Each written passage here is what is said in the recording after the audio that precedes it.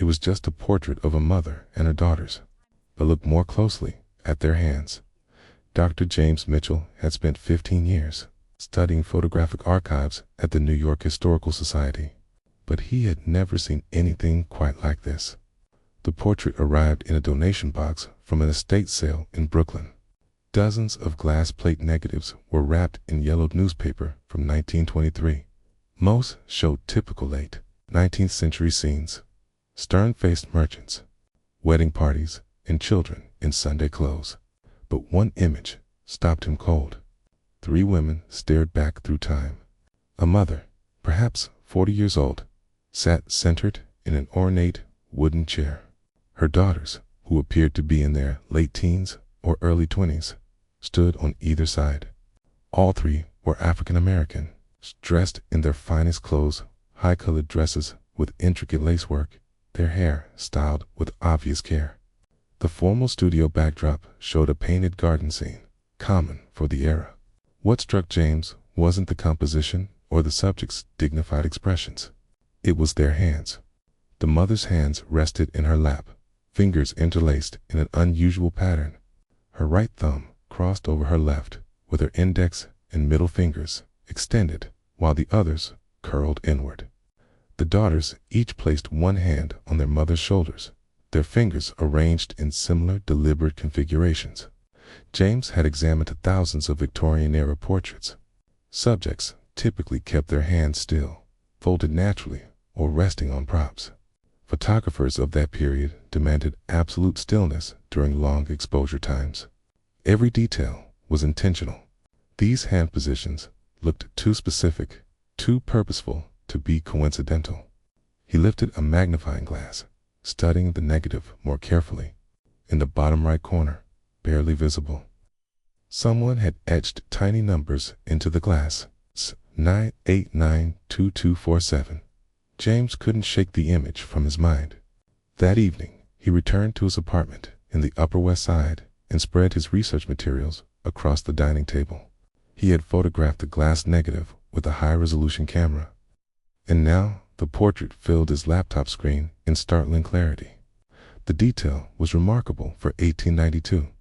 He could see the texture of the fabric, the small brooch pinned to the mother's collar, and even the subtle differences in the daughter's features. But it was the hands that held his attention. He zoomed in until each finger filled the frame. The positioning was unmistakable. This wasn't random. The mother's right thumb crossed deliberately over her left, a gesture that required conscious effort to maintain during the exposure. Her extended fingers created a specific shape. The daughter's hands on her shoulders mirrored variations of the same theme, fingers bent at precise angles, thumbs positioned with clear intention. James had studied Civil War photography, Reconstruction-era documentation, and early 20th century social reform movements. He knew that activists and underground networks often used visual signal-specific poses or objects placed in photographs. Even the way people stood could convey hidden messages to those who knew how to read them. He opened his database of abolitionists and post-emancipation activist networks. The Underground Railroad had used quilts, songs, and symbols. But this was 1892. It's almost 30 years after the Emancipation Proclamation and 15 years after Reconstruction ended. What networks still needed secret codes? His phone buzzed. His colleague, Dr. Sarah Chen, a specialist in African American history, responded to his earlier text. Free tomorrow morning. What did you find? James typed back, something that might rewrite what we know about post-Reconstruction activism in New York. Bring your sources on property rights and documentation. Struggles. Sarah arrived at the Historical Society at 9 sharp, carrying a worn leather satchel filled with research materials. James had the portrait projected on the wall of the research room, larger than life. The 3 women gazed down at them with quiet dignity. Look at their hands, James said, pointing with a laser pointer, every finger positioned deliberately. Sarah approached the projection, her eyes narrowing. She set down her bag and pulled out a thick folder. After Reconstruction collapsed in 1877, African American families in the North faced a different kind of battle, she said. Not slavery, but systematic exclusion. Property rights, inheritance, even proof of identity became weapons used against them. Okay, she spread documents across the table, legal papers, city records, and newspaper clippings from the 1880s and 1890s. New York wasn't a progressive haven. People imagined black families struggled to maintain property ownership, establish businesses, and prove legal marriages. Many had fled the South with nothing but their word.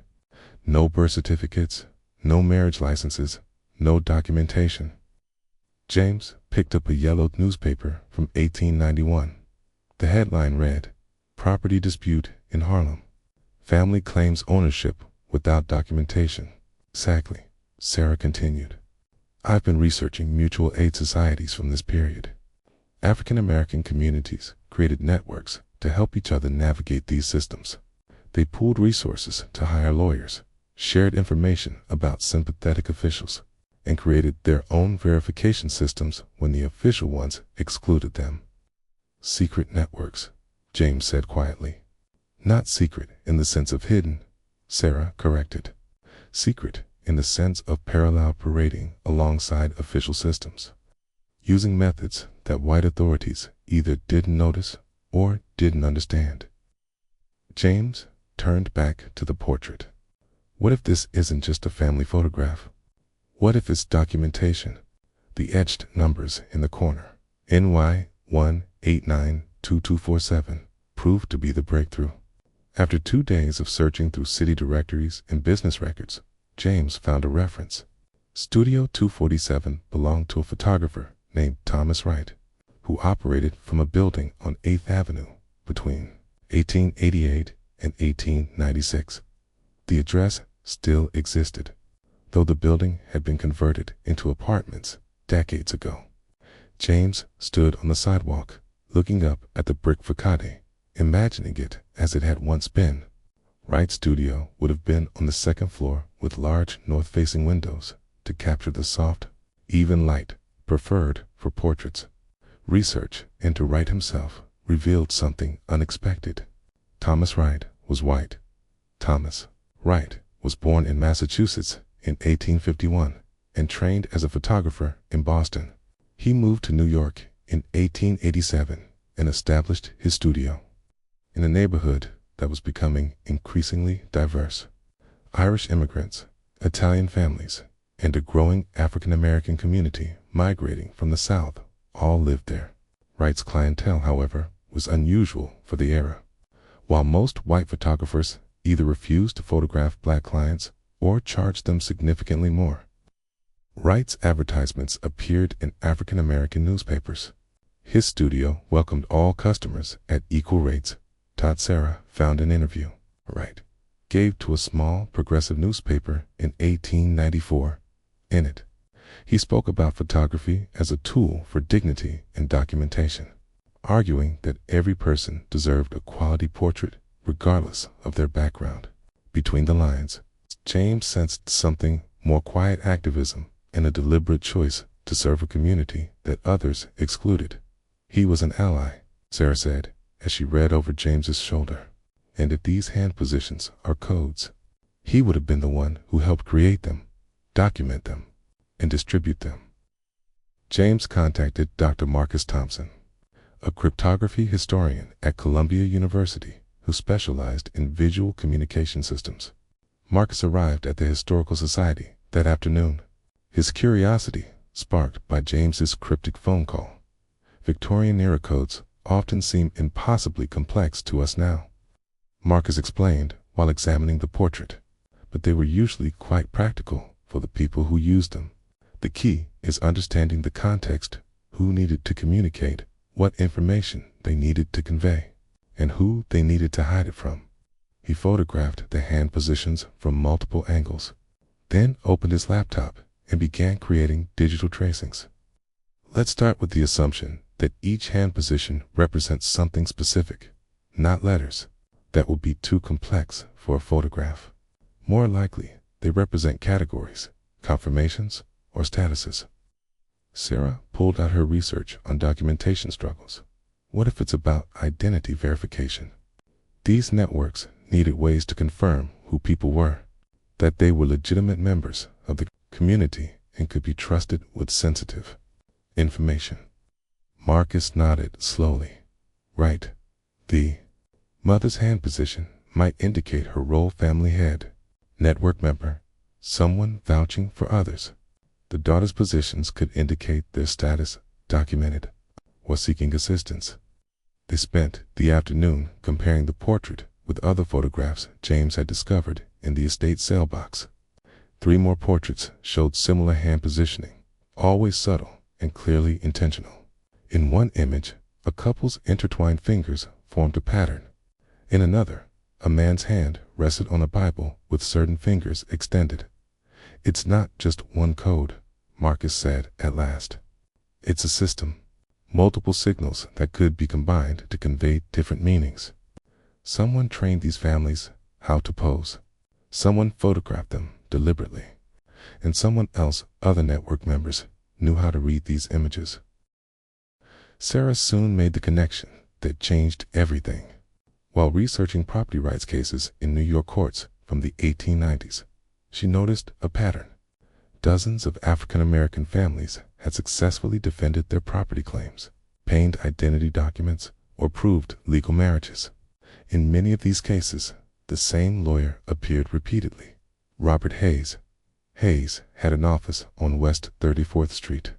Court records showed that he won an unusually high number of cases for black clients during a time when such victories were rare. Even more significant, he frequently submitted photographic evidence, family portraits used to demonstrate identity, community standing, and respectability. He was using rights photographs in court, James realized, not just as proof of identity, but as verification of community standing. These families were photographed, their images cataloged, and when documentation was needed, Hayes could present the portraits to judges. But there was more. In Hayes's archived case files at the New York Public Library, Sarah discovered letters, correspondence between Hayes and other activists, teachers, ministers, and business owners discussing verification protocols and community documentation systems. One letter dated March 1893 was especially revealing. Hayes wrote to a minister in Brooklyn, "We have expanded our photographic documentation to include 73 families. Mr. Wright continues to provide his services at minimal cost. The hand positioning system allows us to encode essential information that can be verified later. Each portrait serves as both dignified representation and practical identification." James leaned back, stunned. They built an entire parallel documentation system. When official channels failed these families, they created their own. And they hid it in plain sight. Sarah added, "These portraits looked like ordinary family photographs. Anyone examining them casually would see nothing unusual. But to those in the network who knew the code, each portrait carried vital information." With the network structure becoming clearer, James became determined to identify the 3 women in the original portrait. The estate sale had come from a brownstone in Bedford-Stuyvesant, Brookline, a neighborhood with deep African American roots. The Historical Society's donor records listed the seller as Patricia Johnson, who had inherited the property from her grandmother. James called Patricia that evening. She was 72 years old, sharp-voiced, and initially skeptical about his interest in old family photographs. But when he described the portrait in detail, her tone changed. "My great-great-grandmother," she said quietly. "That's Eleanor Morrison. The daughters would be my grandmother, Ruth, and her sister, Grace. Can you tell me about them?" James asked. Patricia was silent for a moment. Eleanor was born enslaved in Virginia. She came north after the war with Ruth, who was just a baby. Grace was born here in New York. Eleanor worked as a seamstress and was known for her skill with lace and fine embroidery. She supported the family that way. Okay. Did she ever mention being part of any organizations or community groups? "She was involved in her church," Patricia said, "and she helped people. That's what my grandmother always said," Eleanor helped families with paperwork, finding housing, and connecting with lawyers. She seemed to know everyone and how to navigate every system. James felt his pulse quicken. "Patricia, I think your great-grandmother was part of something significant, a network that helped African American families document their identities and protect their rights after Reconstruction." Patricia fell quiet again. When she finally spoke, her voice was heavy with emotion. "I always knew she was special, but we lost so much." After she died in 1919, the family scattered. Patricia said her grandmother rarely spoke about those early years. With Patricia's permission, James and Sarah began tracing Eleanor Morrison's connections. Church records from Bethel Church in Brooklyn listed Eleanor as a member from 1879 until her death. She served in the Ladies' Aid Society, which officially provided charity to families in need. However, the meeting minutes revealed something more organized. The society kept careful records of the families they helped, names, ages, circumstances, and needs. Yet some entries included strange notations that did not seem to fit the context, numbers, and letter codes. Sarah eventually realized that they corresponded to Thomas Wright's numbering system. They were cross-referencing, she explained to James. The church society identified families who needed documentation. Wright photographed them using the appropriate hand codes. Hayes used the photographs in legal proceedings, and the church records tracked everything hidden within charity documentation. James discovered more photographs in Wright's archive. The Historical Society had acquired the entire collection in 1923 after Wright's death, but it had never been properly cataloged. Dozens of portraits revealed the same hand positioning system. Families had been photographed between 1890 and 1896. Each image was carefully numbered, documenting people who had been systematically excluded from official records. They began identifying other members of the network. A teacher named Samuel Brooks helped families obtain school records for their children. A clerk in the city property office named Mary Chen processed deeds and ensured paperwork was correctly filed. A minister named Reverend James K. Washington performed marriages and issued certificates when official channels refused. Each person took quiet risks.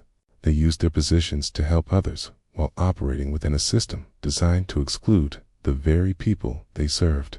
Together, they created something powerful, a shadow archive that preserved dignity and protection when official America offered neither.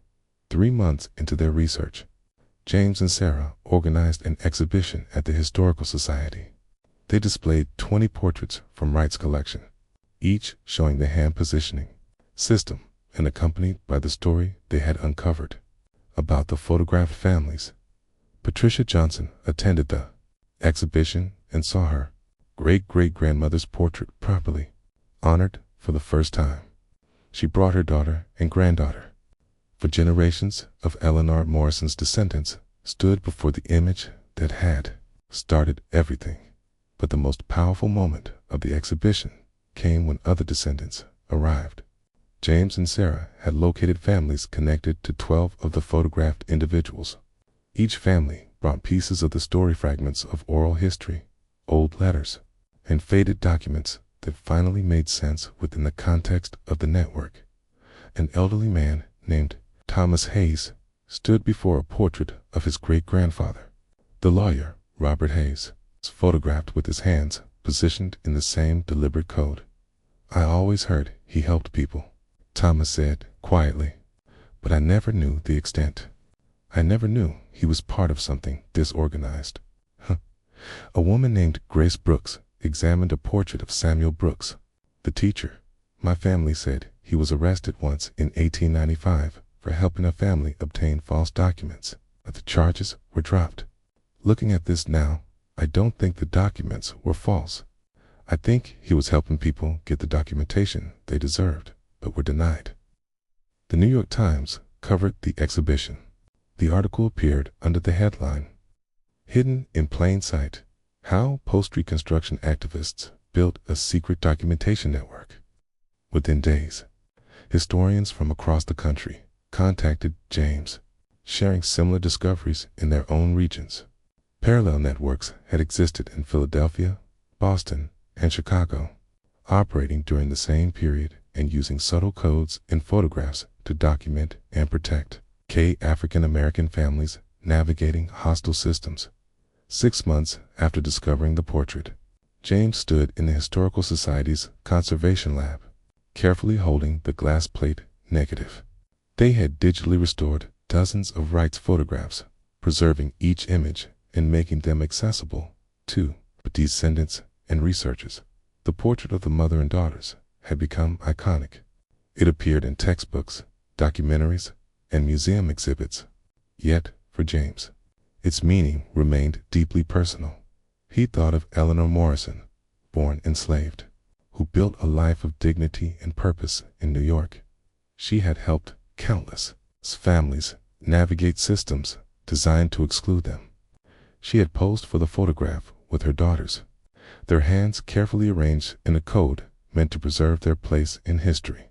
Patricia Johnson later donated Eleanor's personal papers to the Historical Society letters, a diary and business records from her seamstress work in the diary.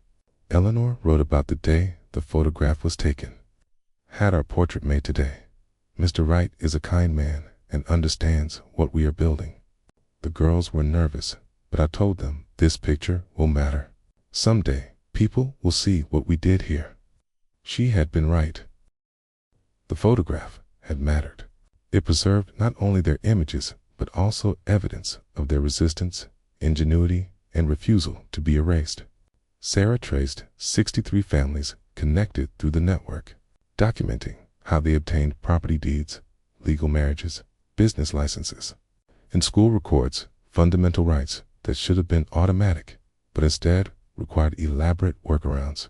The network operated from around 1888 to 1897, helping hundreds of families before gradually dissolving as some activists died, others moved away, and new systems emerged. Thomas Wright died in 1923, his role largely forgotten. Robert Hayes continued practicing law until 1910.